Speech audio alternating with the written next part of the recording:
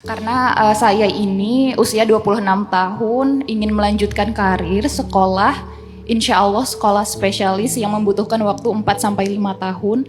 Tapi orang tua saya mensyaratkan saya untuk harus menikah dulu. Jadi saya bingung yang mana yang harus saya ikutin, sedangkan saya cukup berambisi untuk karir saya, begitu Ustadz. Saya sebagai ayah selalu memposisikan diri saya adalah sebagai support system. Apapun yang mereka inginkan, selama itu nggak melanggar syariah, saya support 100%. Walaupun saya juga punya harapan-harapan sendiri dong sebagai orang tua, punya standar sendiri sebagai orang tua. Misalnya saya lulusan Al-Azhar, istri saya lulusan Al-Azhar. Kita tuh berharap ada yang nerusin tradisi Al-Azharnya gitu loh. Tapi anak-anak ini disuruh belajar bahasa Arab, sakit mereka. Malah kan kalau belajar bahasa Arab di rumah gampang ya. Saya juga kalau ngomongin rahasia sama istri pakai bahasa Arab. Kalau kita pengen ngomong bahasa rahasia, kita pakai bahasa Arab. Anak-anak gak ngerti, tapi sekarang udah ngerti sih mereka. Jadi sekarang secara pasif mereka bisa bahasa Arab, tapi gak bisa aktif. Saking seringnya kita dengerin kita ngomong. Cuman kalau disuruh belajar serius, sakit kepala lah, sakit gigi lah, demam lah. Begitu disuruh belajar bahasa Jepang, itu lancar banget bahasa Jepangnya.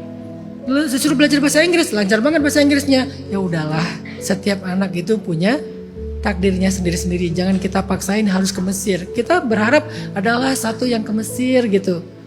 Sekarang kita berharapnya ke yang laki-laki nih. Kalau ini kan Aisyah Maryam, Yahya gitu. Yahya itu senangnya justru robotik, AI.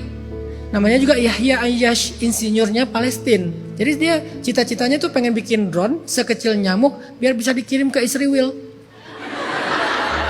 Jadi nggak ada hubungan dengan Al-Azhar gitu. Tapi apapun itu saya support. Kak mau kemana kak? Aku mau belajar di Jepang. Ya udah. Tapi apapun ilmu yang kamu dapat di Jepang pakai buat dakwah ya. Ya support. Kak mau kemana kak? Aku dapat beasiswa nih di kampus yang setiap semester pindah negara. Jadi ada 6 negara Negara pertama Dubai, habis itu kemana? Singapura, Eropa. Ya udah berangkat kak. Yang penting kamu jaga diri ya. Bapak percaya sama kamu. Terus saya dimasukin ke akun secondnya. Bayangin ada ayah masuk ke akun secondnya Gen Z.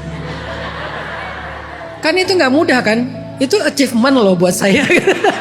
Ada di akun secondnya Gen Z, dimana itu circle terdalamnya mereka gitu. Karena udah percaya, udah deket. Jadi kayak saya nggak pernah minta, nggak pernah doktrin. Kalau kamu nggak masukin Baba ke dalam akun second, Baba doain loh kamu ini. Enggak, memang mereka yang minta kok gitu. Jadi orang tua itu harusnya mensupport anaknya.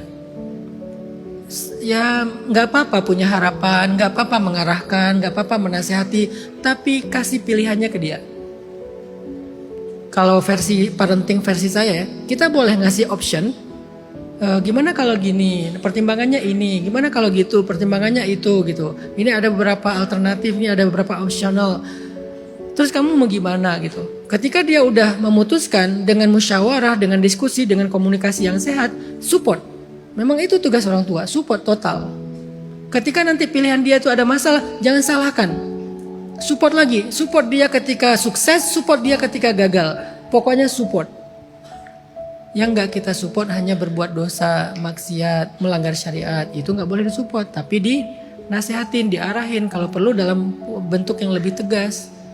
Ini untuk orang tua sih. Sehingga gak perlu lagi ada kegalauan buat anak-anak dalam pilihan-pilihan hidup mereka. Karirnya, jodohnya. Kenapa gak disupport aja sih? Tapi dinasihatin. Kalau menurut orang tua emang ini agak-agak fatal, ya udah diskusi gitu. Itu satu. Yang kedua, Mbak Talia, dalam memilih itu, dalam menentukan pilihan hidup, coba tempuh 3 cara.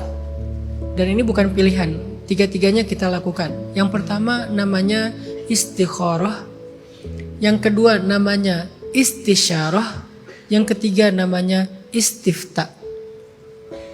Istikharah, istisyarah, istifta.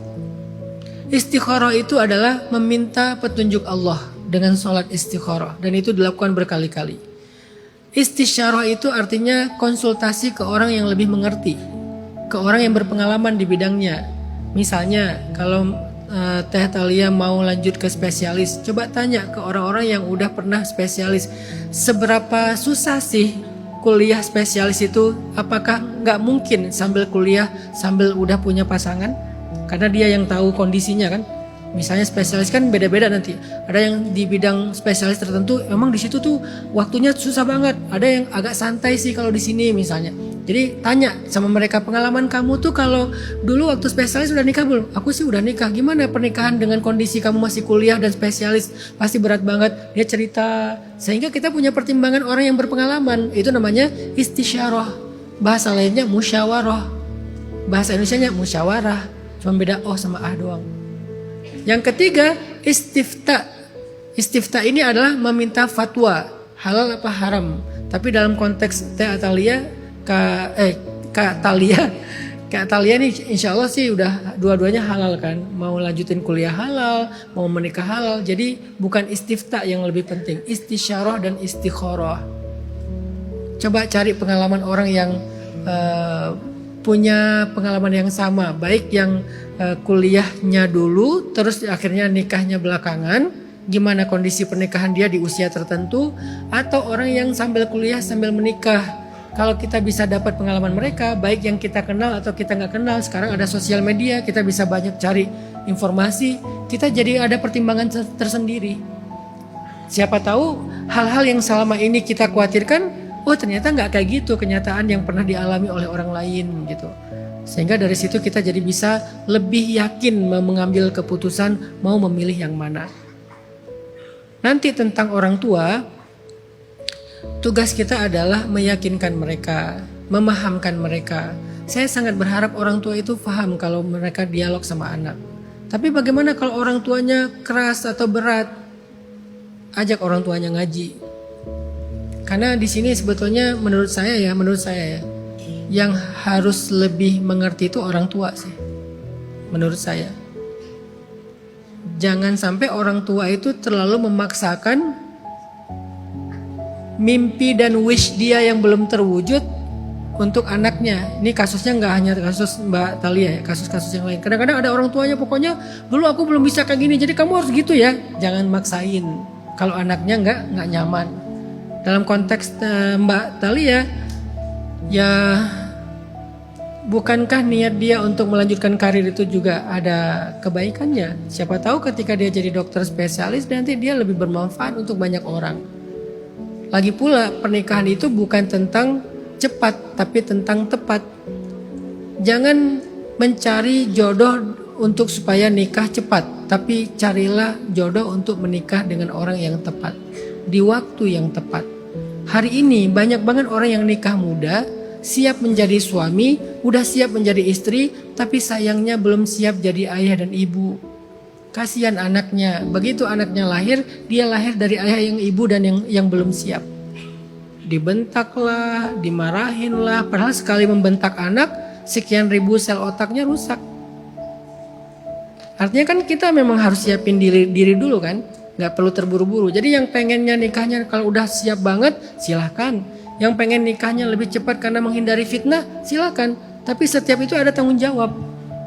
Makanya kayaknya orang tua perlu diajak diskusi lebih lanjut.